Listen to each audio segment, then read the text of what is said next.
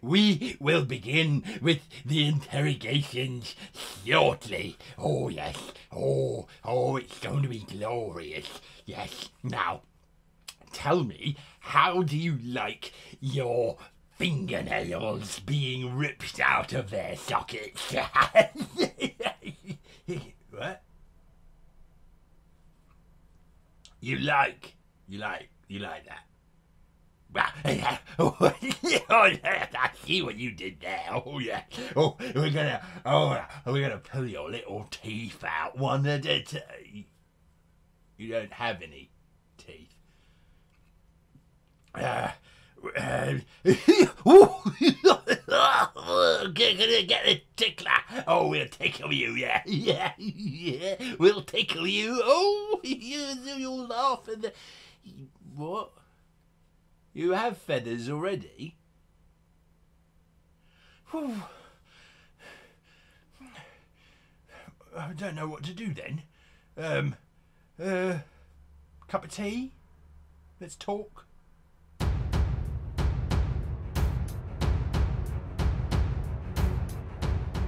Hello and welcome to this episode of How to Be a Great Player. Today we're talking interrogation. Why is this a player video and not a GM video, surely, you might ask yourself. Well, I asked myself that same question and I said, well, actually, most of the time interrogation comes from you, the player, rather than from the GM. The GM kind of knows everything already anyway. It's more roleplay from the GM's perspective, but from your perspective, it's actual interrogation. It really is the discovery of information from an NPC that doesn't want to give it to you, and that's why you have to interrogate. So how do you do that effectively? How do you do it so that it makes sense, and how do you do it so that you can actually get something out of the character rather than just resorting to that all-important, oh, I just intimidate the character to give me information? You might be able to do that, absolutely, but for those of you that don't have that skill, or for those of you that want to have a little bit more of a role-playing experience whilst doing it, this is my guide on how to successfully interrogate somebody to get as much information out of them as you possibly could want, regardless of what your roles might be. So we're going to look at what is the purpose of interrogation, how do you align interrogation to your party and to your character, as well as getting your party to align to the interrogation, because that's a key component that most players forget about. And then what are some of the tricks that you can use to actually get it to work? So stay with us as we delve into the intricate world of interrogations. Now, we need to unpack this. So let's have a look firstly. The purpose of interrogation. Well, the purpose of interrogation, you need to have three things in my opinion. You need to have a goal, you need to have a plan, and you need to understand your game mechanics. What are the mechanics that are part of your game system that you can then utilize? So the goal is to get a specific piece of information. Far too often I see characters launching into interrogation where they don't have a goal. They don't have a specific outcome that they're looking for, or they forget what their specific goal was when the NPC throws them a curveball. They kind of wander off in that direction, forgetting that they had an original goal. So you need to definitely have a goal. Well, we want to find out about the missing mine of Fendelvir, or we want to find the nebula in the middle of the black hole cluster. We want to do this, we want to do that, and we believe that this character has that. So that gives you a goal. It gives you something to focus around and to come back to. Now, successful interrogation techniques vary from country to country, and most involve torture, which I am vehemently against in real life, but in role-playing circumstances, well, they're not really going to help you either, if you think about it. When it comes to torture, torture is the fear of the pain and the suffering that's going to come with it. We're talking role-playing, so it's in the mind, so your character doesn't really feel the pain of having their fingernails crushed or pulled out, or their teeth removed, all those kinds of horrid things that humans have done to each other in the past. It doesn't really translate very well. So in role-playing circumstances, yes, you can describe what you're doing, and a good role player will attempt to emulate the pain and the suffering that the character's going through, but it doesn't really have much bite to it, if you'll excuse the rather poor-tasted pun there. So you need to have a plan of action. What are you going to do? in terms of this interrogation. How far are you going to go? Well, we're going to come to that a little bit later on in the video, but when it comes to a plan, where are you going to do the interrogation is often something that doesn't get looked at. How are you going to do it? Are you going to use a mixture of torture and inquisition? Are you going to go the good cop, bad cop routine?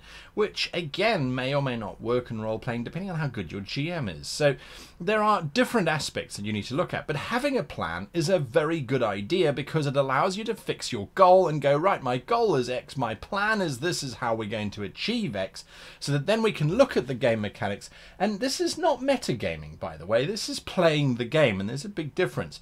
When you look at the game mechanics, you go, all right, well, we're going to need something that can inflict pain and suffering, so that's a dagger or a thumbscrew or a whatever, or we're going to need to rely on these skills, so we're probably going to need persuasion, perhaps we need seduction because we're going to try and our plan is to have good cop, bad cop, but the good cop is a character who's going to try and seduce our victim, try and get that information out of them. And you might laugh, but I've had this happen where we've had characters, we've actually had player characters who have decided rather than trying to torture the character, they're going to sleep with the character and get the character on their side, the NPC that they're trying to interrogate, to then get information out of them, basically in a very seductive kind of way. So you've got to look at what mechanics you're going to need, and so that you can then work out, all right, well, part of our plan is that you are going to be the guard because you don't have anything that we need from a game perspective. But from a role-playing perspective, you might be able to add something more in. So game mechanics, you need to look at what's best going to work for you. Now we can move on to the alignment. And alignment doesn't talk about that lawful evil, neutral evil, chaotic evil kind of thing. Torture is, or at least interrogation, is done by all types of individuals and can be justified in all kinds of ways. We're talking about aligning with your character's morals and ethics. If your character is someone who kills randomly, doesn't really care about life, then the interrogation in terms of your alignment, as far as I'm concerned, means that there are no limits. Do what you will. Cut off limbs, cut off body parts, mutilate, maim, burn, and destroy.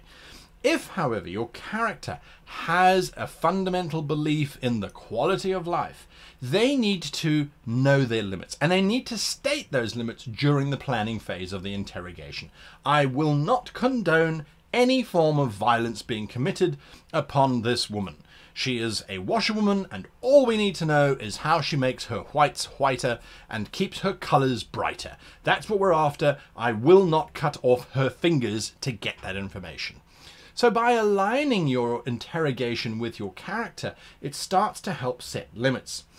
By knowing those before the interrogation starts, by planning it, what you then avoid is that awkward, and again I've seen this so often, in mid-interrogation, the thief who has no morals whatsoever whips out the dagger and is about to cut off the ear of the poor NPC, and the other PC steps in and says, you can't do that, you can't do that. And it's not a good cop, bad cop routine, it's quite literally a PC versus PC scenario where then the interrogated suddenly has power. They can now leverage against the two PCs and play them up against one another and basically get out of jail free. And what's happened is the focus is gone. So focus is in terms of aligning the party around a central point. Sometimes, and I have seen this happen with very experienced players and inexperienced players, the NPC throws out curveballs to try and distract, to try and just get anything happening to avoid answering the question. The party, if they're not focused, if they're not in alignment with each other, can drift on those different directions. The NPC might say, oh, I don't know what you're talking about, but I have seen that ring before. The ring is a MacGuffin, it has nothing to do with what the NPC actually knows about, and the party has been derailed and off they go. So by focusing and by possibly even having a character there whose sole job is not to actually listen to the interrogation in terms of trying to get information, but is there to monitor the interrogation, to keep it focused and on track, is actually very valuable. And that leads us to roles. You need to assign the roles within the party for that interrogation. And here is something that I think is very important for you to do. As a player, if you want to be a great player, is you're going to work out a role for almost everybody in your party. Everyone can do this or can do that. You can guard the door to make sure that we're not overheard. You can bring water to us, but not to them. So give everybody in your party a role, give them something to do that is meaningful and that contributes, and you're a great player. You're not just running the interrogation yourself because you're the most intimidatory character out of the bunch. So think about that when you're thinking about interrogation, thinking about others rather than the actual interrogation itself. So what are some of the tricks? Well, the old principle, give less, ask more. Always ask more. Ask more questions, answer less questions. Don't let the NPC derail your chain of thought. Don't let the NPC take control of the interrogation. And it's really easy to do that. As an NPC, when you've got a bunch of PCs who are not aligned, who don't have focus, who don't have a goal, and who don't have a plan, the NPC can suddenly end up getting much more information. You ask that question about the green dragon egg, but I'm curious, what do you know about the green dragon egg? And one of the PCs spills all of the information that they know about the green dragon egg. It happens. So always give less, ask more. And the way that you do that is ask a very singular question that is not open to interpretation, that is not open to alternatives. And when the character doesn't answer that particular question, ask it again. Don't give away too much information. Then put under time pressure. Time pressure is fantastic. It's one of the ancient arts of negotiation, is always to instill time pressure. Make sure it's not on yourself, because if you say to the interrogated, if you don't answer in the next 2 hours, we're going to cut your head off. The interrogated simply needs to wait for 2 hours, and then you either have to cut their head off, in which case you're not getting information out of them, or after 2 hours, you don't cut their head off, in which case they know that you're not being absolutely dedicated to your interrogation and are not likely to kill them because the information they have is super important. So the time pressure that you need to apply here is long scale. If you don't answer us, we're going to keep you around forever. We're going to drag you on all kinds of things. We're going to do this, we're going to do that, we're going to do the next thing. That can work, and that certainly can instill a sense of fear that you're just not going to ever give up. Alternatively, take time pressure away and say there is no pressure. We can do this all day. You think your friends are coming to save you? Let me tell you, your friends don't even know that you're missing. And when they do discover you're missing, as far as they're concerned, you were on a cart headed south. They're going to go in the wrong direction to look for you, aren't they?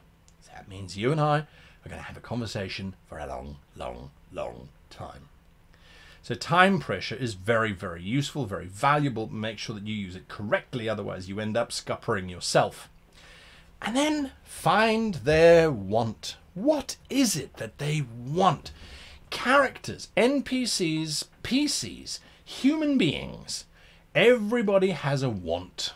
Whether that is to be free, to escape, to be loved, to have food, to have shelter, it doesn't matter. A good NPC run by a good GM will have a want. That might very well be to be protected from their lord if they spill the beans. It might be that they just want to get out of there. Find the want of the character, and frequently this can be done by asking, well, what do you want in exchange for the information? That is a question that is very seldom asked during interrogations. Tell us what you know, and then we'll give you what you want. If they actually answer, well, I really want to get out of here, then you know that that is your leverage, and you will never let them get out of there. You'll let them get close. You might show them an open window and say, oh, look, there's the road just beyond there.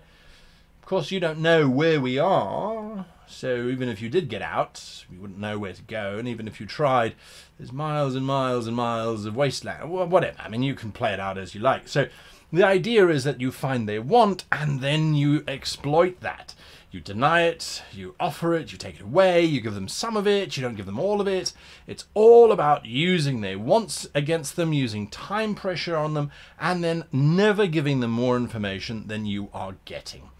It is something of a delight when I have my NPCs being interrogated by players who haven't got a plan, to have my NPCs walk out of the situation knowing far more than they went in and having shared far less than they actually knew, because the PCs were floundering, they didn't know what to do.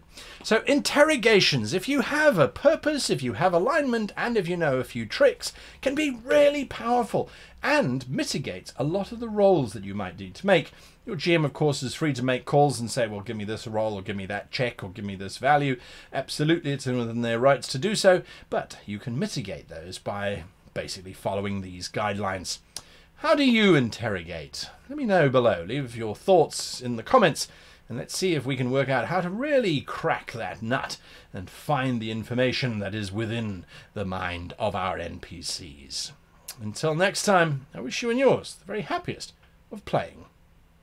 You will tell me where to hit the like button. You will then tell me how and when you subscribed. At that point, you're free to go. You can leave. You can literally watch any other YouTube video you so choose. If you don't, however, we will be sitting here forever watching repeats of how to be a great player until eventually you crack. I've got all the time in the world. Think about that.